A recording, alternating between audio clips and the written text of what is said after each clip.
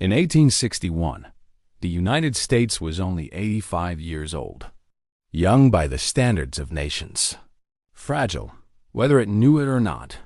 What the world saw as a rising power was, on the inside, already coming apart. 11 states didn't protest.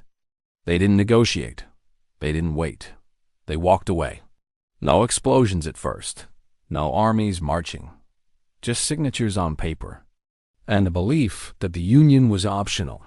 What followed would become the American Civil War, the deadliest war in American history. A war that killed more Americans than all others combined. A war where neighbors faced neighbors. And sometimes brothers faced brothers. For 4 years, the question wasn't who would win. The question was simpler and far more terrifying. Would the United States survive it all? America had argued before. It had compromised. It had postponed conflict again and again, treating division like a crack in the wall that could be ignored if no one looked too closely. But in 1861, the wall didn't crack. It collapsed. Some believed the Union was nothing more than a contract between states, a deal that could be broken when it stopped being convenient. Others believed the Union was permanent, that allowing states to leave would turn the country into something unstable, weak, and temporary. And underneath every argument, every speech, every political debate, was a truth no compromise could hide anymore: slavery. An institution so deeply woven into the nation's economy, politics, and identity that removing it threatened to tear the country in half. The North and South no longer trusted each other's intentions. Every election felt like an existential threat. Every law felt like an attack. Every compromise felt like a surrender. And when trust disappears, words stop working. In Charleston Harbor, South Carolina, cannons opened fire on Fort Sumter, not just on a military target, but on the idea of a united America. The moment those shots were fired, there was no turning back. What had once been a political argument became a war for survival. Not just survival of territory, but of meaning. Was America a single nation? Or merely a collection of states waiting for the right moment to leave? Why did so many Americans believe separation was justified? Why did decades of compromise suddenly fail? And what made this war not just likely, but inevitable? These are not just historical questions. They are questions about power, about fear, about whether a nation can endure when its people no longer agree on what it stands for. Because in 1861, the United States didn't just face rebellion. It faced the possibility of ending. Hard pause. The United States did not begin as a single, unified idea. It began as a balance. From its earliest days, America was less a finished nation and more an agreement. A careful arrangement between regions that wanted very different futures, but needed each other to survive. The country expanded rapidly. New states joined the Union. Borders moved west. The population grew. But beneath that growth, tension never disappeared. It was managed, delayed, papered over. In the North, cities filled with factories. Industry expanded. Wages replaced whips. Labor, while often brutal, was technically free. In the South, wealth flowed from the land itself. Plantations dominated the economy.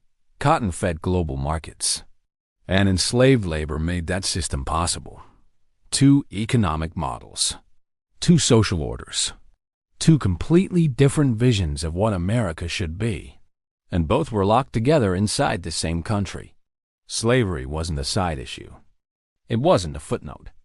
It was the fault line running straight through the center of the nation. Every new territory raised the same terrifying question: would it allow slavery or forbid it? Because the answer shifted power. In Congress, in the economy, in the future. So America compromised. Again and again. When tensions rose too high, leaders reached for agreements meant to calm the moment, not solve the problem. The Missouri Compromise drew a line across the map, and pretended geography could contain morality. The Compromise of 1850 tried to satisfy everyone and satisfied no one. Each deal bought time. None bought peace. These weren't solutions. They were bandages, applied quickly to stop visible bleeding, while the wound beneath continued to fester. With every compromise, resentment grew. The South feared being surrounded, outnumbered, outvoted, and eventually forced to abandon slavery. The North increasingly saw slavery not just as a Southern institution, but as a national stain one they were being asked to protect. Trust eroded slowly. Political debates became moral showdowns.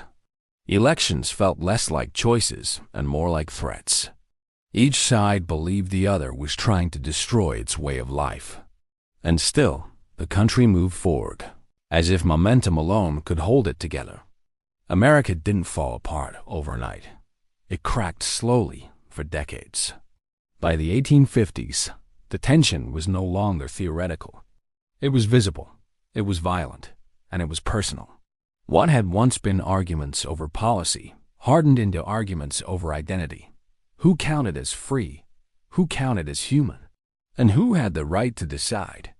By the time 1861 arrived, the balance that once held the nation together had shifted too far. Compromise no longer felt like cooperation. It felt like surrender. And when compromise fails, history rarely offers a quiet ending. It offers a reckoning. Soft pause, transition to the breaking point. For decades, America survived by avoiding the question it feared most. Every compromise was built on the same quiet agreement. Not now. Not yet. We'll deal with this later. But by the 1850s, later had arrived, and it arrived with a verdict. In 1857, the Supreme Court delivered its decision in the case of Dred Scott, and with it, shattered any illusion that compromise could still hold the nation together. The ruling was devastating. The court declared that black Americans, enslaved or free, were not citizens. They had no rights the federal government was bound to respect. And Congress, the court said, had no authority to ban slavery in U.S. territories. In one stroke, the highest court in the land didn't just rule on a case. It took sides. To the South, the decision felt like validation proof that slavery was protected, permanent, and untouchable. To the North, it felt like betrayal. If slavery could expand anywhere, if no territory was safe, if the law itself defended human bondage, then compromise wasn't neutrality anymore. It was complicity. Trust cracked. And once trust breaks, the ground beneath politics turns unstable. Nowhere did that instability become clearer than in Kansas. What should have been a routine process, deciding whether a new territory would allow slavery, turned into open warfare. History would remember it as Bleeding Kansas. Pro-slavery and anti-slavery settlers flooded the region. Both sides claimed legitimacy. Both sides claimed the law. And when ballots failed to settle the argument, bullets replaced them. Towns were burned. Homes were destroyed. Men were dragged from their beds and executed. This wasn't an abstract political debate anymore. It was Americans killing Americans years before the Civil War officially began. Bleeding Kansas sent a clear message to the rest of the country. If slavery couldn't be settled peacefully on the frontier, it wouldn't be settled peacefully anywhere. The violence terrified the North. But it also terrified the South for a different reason. Because while the South feared abolition, it feared something else even more. Uprisings. That fear found a name in John Brown. To many in the North, John Brown was a fanatic, dangerous, extreme, uncontrollable. To some abolitionists, he was a martyr in waiting. To the South, he was something far worse. A warning. In 1859, John Brown led a raid on the Federal Armory at Harper's Ferry. His goal was unthinkable to Southern slaveholders, to spark a massive enslaved rebellion. The raid failed. Brown was captured. He would be executed. But the damage was already done. Southern leaders didn't see John Brown as an individual extremist. They saw him as proof. Proof that the North was willing to destroy Southern society by force. Proof that enslaved uprisings were not just possible, but encouraged. Proof that coexistence was no longer safe. And when fear takes hold, reason rarely survives. Politics changed. Debates that once revolved around laws and compromises became moral crusades. Speeches grew sharper. Language turned absolute. There was no middle ground left, only enemies. The North increasingly believed the South was trying to spread slavery everywhere, forever. The South increasingly believed the North wanted to erase its way of life entirely. Each side stopped listening. Each side assumed the worst. And worst of all, each side believed it was acting in self-defense. This is the moment when compromise truly died. Not because leaders stopped proposing it, but because the public stopped believing in it. Compromise requires trust. It requires the belief that the other side is acting in good faith. By the late 1850s, that belief was gone. The South felt cornered, outnumbered by population, threatened by elections, haunted by rebellion. The North felt trapped, forced to protect slavery by law, silenced by courts, and dragged into moral surrender. Every election became a crisis. Every law felt like an attack. Every disagreement felt existential. This wasn't just a political disagreement anymore. It was a struggle over survival. And when survival is at stake, people don't negotiate. They prepare. By the time America reached 1860, the nation was still technically whole, but emotionally, politically, morally, it was already divided. The breaking point had been reached. All that remained was a spark, slow fade, transition to secession. By 1860, the United States was still standing. The flag still flew. Congress still met. The Constitution still existed on paper. But the nation beneath it was hollowed out by fear. When Abraham Lincoln won the presidential election, he did not carry a single Southern state. Not one. To many in the North, Lincoln represented moderation, a man committed to preserving the Union, not immediately abolishing slavery where it already existed. To the South, that distinction didn't matter. What mattered was power. Lincoln's election proved something the South had feared for decades. They could lose control of the federal government permanently. Population growth favored the North. New free states tilted Congress. Future elections threatened to leave the South outnumbered, outvoted, and overruled.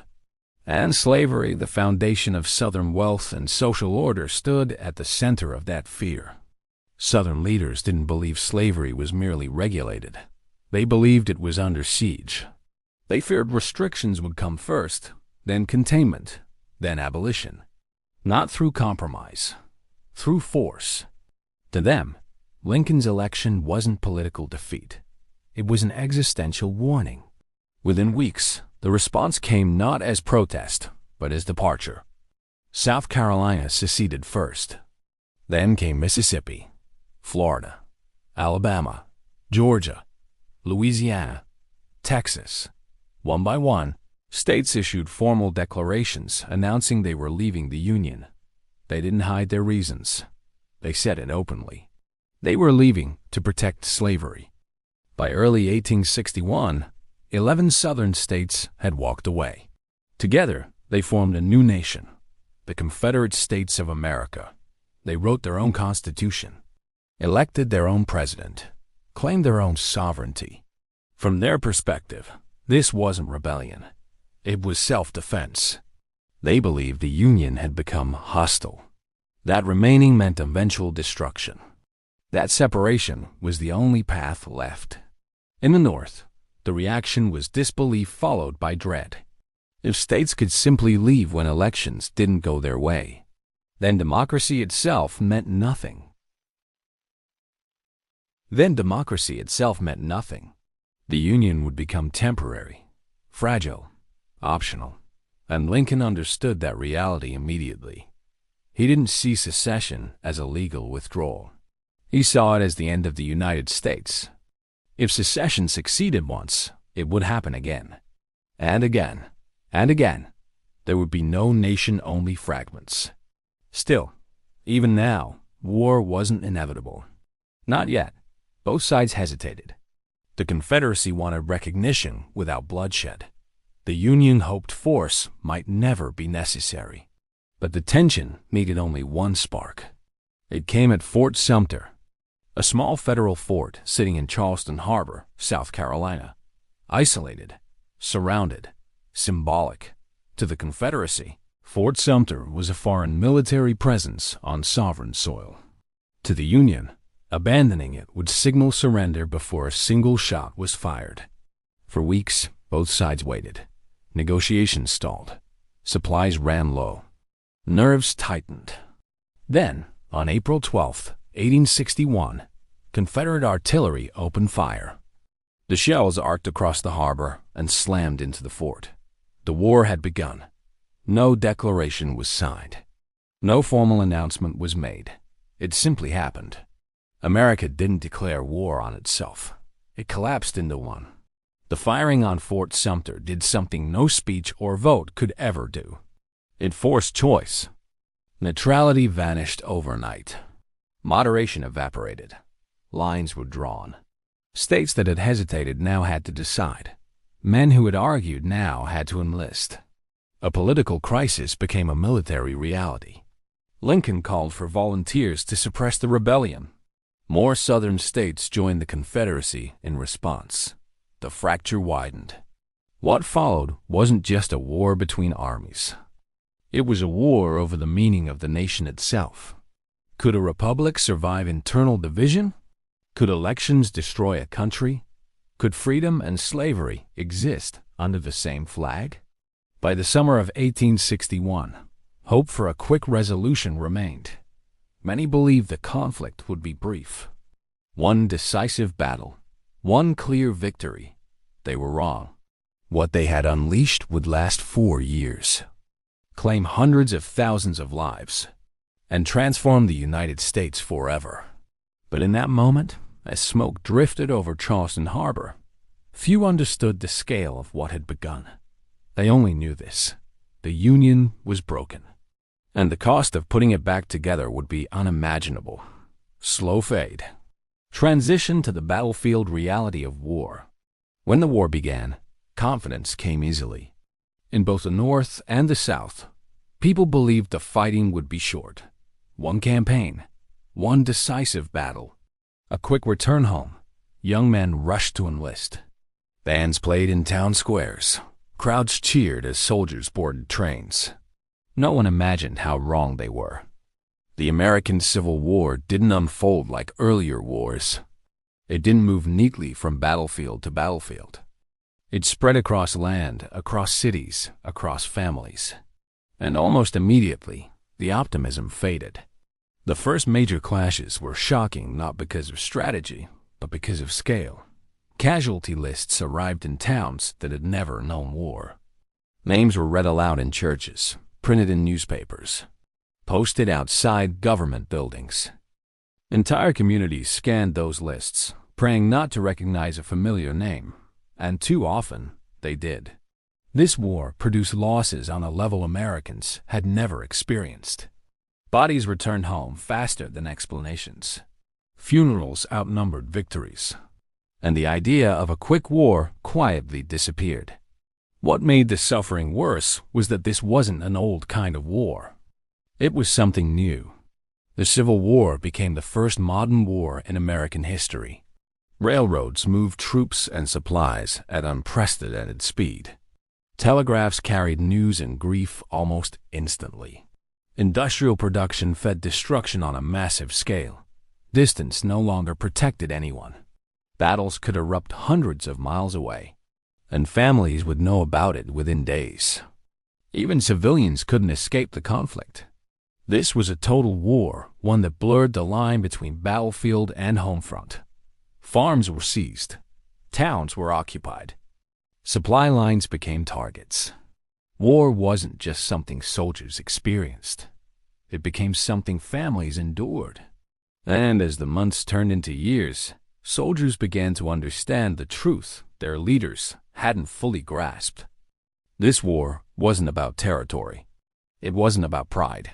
It wasn't even just about victory. It was about everything. Letters home changed in tone. At first, they were filled with excitement, confidence, assurances that everything would be fine. But slowly, the words shifted. They wrote about exhaustion, about fear, about friends who didn't answer roll call anymore. They wrote about waiting for battle, waiting for orders, waiting to see who would still be alive tomorrow. Some letters were hopeful, others were quietly final. Families read those letters again and again, searching for reassurance between the lines. Sometimes the letters stopped coming altogether. At home, the war carved new divisions. Women took over farms, businesses, and households. Children grew up faster than they should have. Communities learned to live with absence. In some families, brothers fought on opposite sides. In others, loyalty split entire towns. No one could stay untouched. And the psychological toll was just as heavy as the physical one. Soldiers carried more than rifles. They carried guilt, fear, memories they couldn't erase. There was no language yet for trauma, no understanding of what constant danger did to the mind. Men were expected to endure, and many did, silently. The longer the war dragged on, the clearer its meaning became. This wasn't a conflict that could end in compromise. Too much blood had been spilled. Too many lives had been reshaped. Every battle deepened the stakes. Every loss demanded justification. Soldiers on both sides began to believe the same thing for opposite reasons. If we lose, everything we've suffered will be for nothing. That belief hardened resolve. It made retreat unthinkable. It made surrender unbearable. The war consumed entire generations. It aged young men quickly. It burdened survivors with memories they would carry for the rest of their lives. And still, it continued. By the midpoint of the conflict, no one spoke of quick victory anymore. They spoke of endurance, of sacrifice, of whether the nation or the cause was worth the cost. And in quiet moments, between marches and battles, many soldiers understood something their leaders had not said out loud. This war would decide the future of the United States. Not just who governed it, but what it meant, what it stood for, and who would be allowed to belong. By the time that realization fully settled in, there was no turning back. The war had become too big, too costly, too defining. And America North and South alike was already changed forever. Slow fade, transition toward how the meaning of the war itself begins to shift. When the war began, it was not fought as a crusade. In 1861, the conflict was framed in narrow terms: Union versus secession, order versus rebellion, preservation versus collapse. For many in the North, slavery was not the declared cause of war. The goal was simpler and politically safer: save the Union. President Abraham Lincoln said it openly. If the Union could be preserved without ending slavery, he would accept it. If it could be preserved only by ending slavery, he would accept that too. At first, the war's meaning was deliberately restrained, but wars don't remain contained. As the fighting dragged on, reality pressed in, and the reality was impossible to ignore. Every mile the Union Army advanced into Southern territory revealed the truth beneath the conflict. Enslaved men, women, and children fled plantations and sought refuge behind Union lines. They arrived with nothing but stories of violence, forced labor, families torn apart. Commanders didn't know what to do with them. Return them and strengthen the enemy? Turn them away and betray the values the Union claimed to defend? Slavery stopped being theoretical. It became visible. It became inescapable. And slowly, the war began to change shape. Slavery wasn't just a moral issue anymore. It was a strategic one. Enslaved labor powered the Southern economy. It built fortifications, grew food, maintained infrastructure. As long as slavery survived, the Confederacy could survive. Ending it wasn't just justice. It was necessity. But transforming the war's purpose carried enormous risk. The Union depended on border states where slavery still existed. Alienating them could shatter fragile loyalty. Public opinion was divided. Racism remained widespread even in the North. Lincoln waited not out of hesitation, but calculation. He understood something critical. A war for survival could unite people. A war for morality could divide them. The moment had to be right. That moment came in 1862, after the blood-soaked battlefields made one thing clear. This war would not end quickly, and it would not end cleanly. In 1863, Lincoln issued the Emancipation Proclamation. It did not free every enslaved person immediately. It applied only to states in rebellion. It was limited, strategic, and legally careful, but its meaning was unmistakable. The Union had crossed a line. The war was no longer just about restoring what had been. It was about destroying slavery where the rebellion lived. The conflict had been morally redefined. Now, victory meant more than reunion. It meant transformation. The Emancipation Proclamation changed how the world saw the war. European powers that might have supported the Confederacy hesitated. Backing a slave-holding rebellion became politically toxic. But more importantly, it changed how enslaved people saw the war. Freedom was no longer a rumor. It was policy. And when Black Americans were finally allowed to fight for the Union, the war's meaning shifted again. Nearly 200,000 black soldiers and sailors served in the Union forces. Many were formerly enslaved. Some escaped plantations to enlist. Others joined knowing they risked execution if captured. They fought anyway. They fought for a freedom they had been denied since birth. For families they hoped to reunite with. For a nation that had never fully claimed them as its own. Their service challenged every justification for slavery. Their courage exposed the lie that Black Americans were inferior. Their sacrifice bound the future of freedom directly to the outcome of the war. This was no longer a conflict white Americans could define alone. The meaning of citizenship itself was being tested on the battlefield, and still, resistance remained. Some in the North accused Lincoln of overreach. Others feared the social consequences of emancipation. Racial prejudice did not vanish with policy. But the direction of the war could no longer be reversed. Too much had changed. Too many lives had been committed. The war stopped being about saving a country. It became about redefining it. What did freedom mean? Who did it belong to? Could a nation founded on liberty continue to tolerate bondage? These questions were no longer theoretical.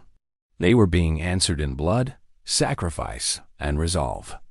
By embracing emancipation, the Union tied its survival to moral purpose. Winning the war would mean more than restoring borders. It would mean ending a system that had shaped America since its beginning. The cost would be enormous. The resistance fierce. The consequences permanent. But by the midpoint of the war, one truth was undeniable. America could no longer return to what it had been. Whatever emerged from this conflict, it would be something new. Slow fade, transition toward the brutal final phase of total war and collapse. By 1864, the war had changed again. Not in principle, not in purpose, but in method. The early years had been defined by massive battles and staggering losses, yet neither side had collapsed. The Confederacy still fought. The Union still bled.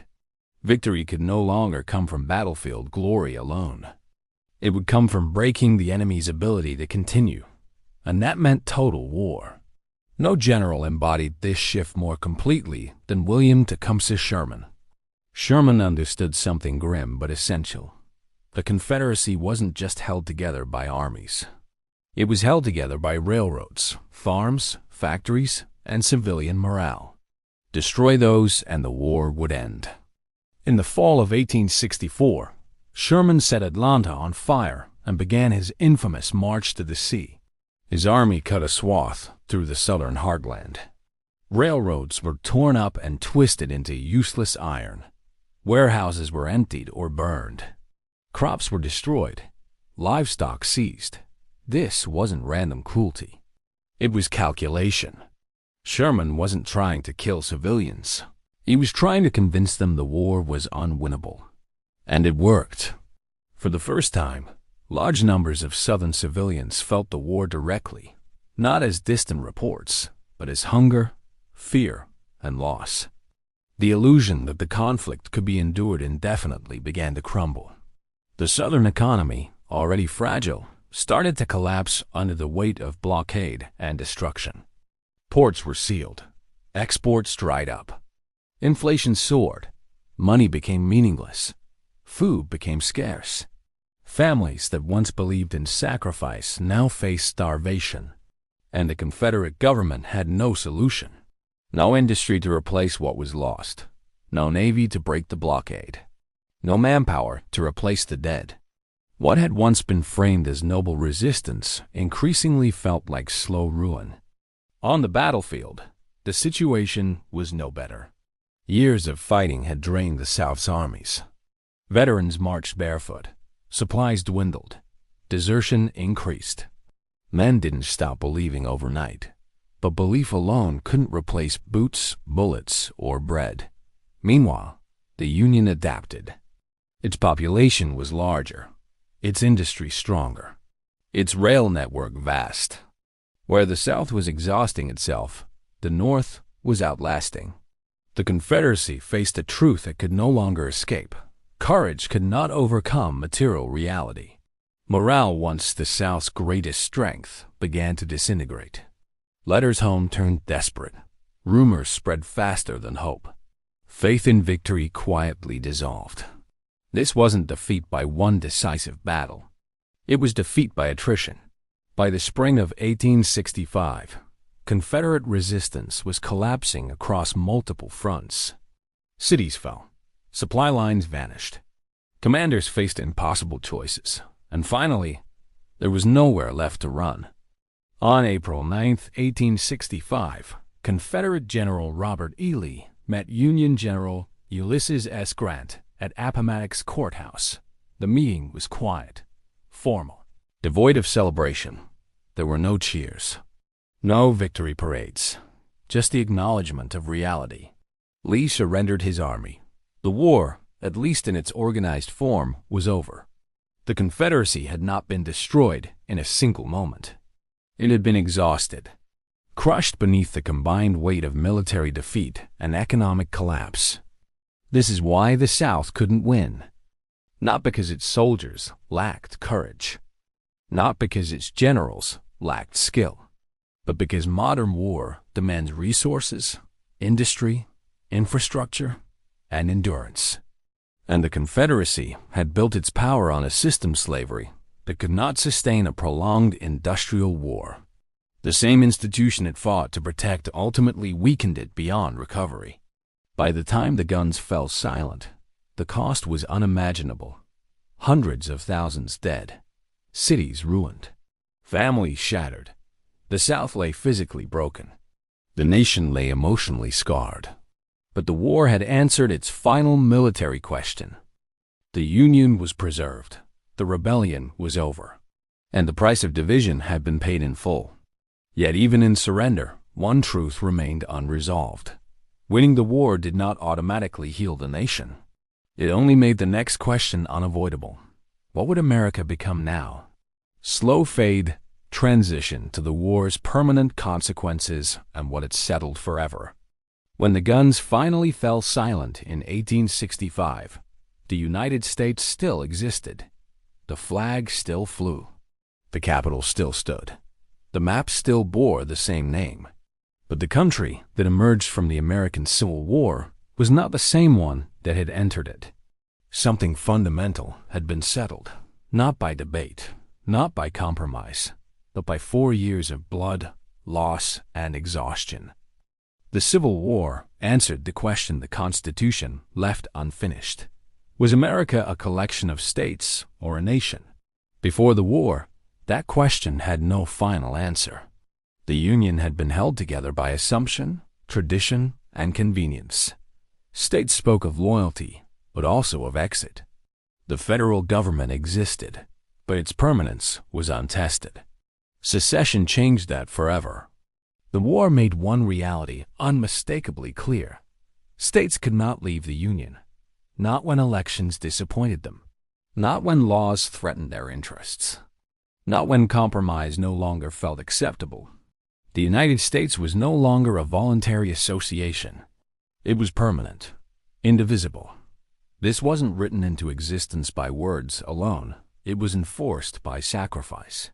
From that point forward, the idea of withdrawal ceased to be political theory. It became rebellion. And rebellion had consequences. But the war settled something even deeper. It ended slavery completely, permanently, nationwide. In 1865, the 13th Amendment was ratified. With it, slavery, an institution older than the nation itself, was abolished everywhere in the United States. No exceptions, no compromises, no gradual delays. For the first time, freedom was no longer conditional. This did not erase racism. It did not deliver equality overnight. It did not heal centuries of injustice. But it ended legal human bondage. And that alone redefined the meaning of American freedom. The nation that emerged from the war could no longer pretend slavery was a regional issue. It had been a national responsibility. And now, its destruction was a national decision. The war also transformed the balance of power. Before 1861, the federal government was often seen as limited, careful, restrained, cautious. After 1865, that perception was gone. The federal government had raised massive armies, collected unprecedented taxes, directed industry, enforced national policy at gunpoint if necessary. Federal power was no longer theoretical. It was proven, permanent, decisive. The Civil War did not create a dictatorship, but it created a strong national state capable of survival. One that could act decisively in moments of crisis. One that would never again be merely symbolic. America survived, but it did so transformed. The cost of that survival was staggering. More than 600,000 dead, countless wounded, cities destroyed, families shattered, entire regions were left in ruin. And yet, despite the devastation the nation endured, that endurance became part of America's identity. The idea that the Union could survive internal collapse shaped everything that followed.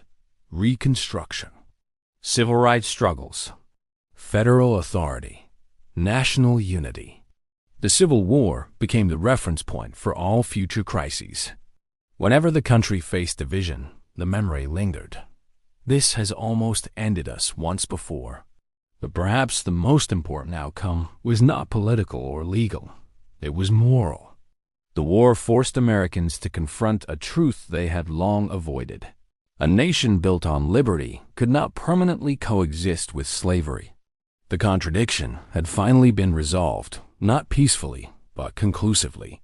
And that resolution came at a cost so high that no future generation could ignore it. This is why the Civil War still matters, not because it was glorious, not because it was inevitable, but because it revealed what happens when unresolved injustice is allowed to harden into identity. America did not drift into the Civil War by accident. It walked toward it, slowly, cautiously, and repeatedly choosing delay over decision, compromise over resolution, until no options remained.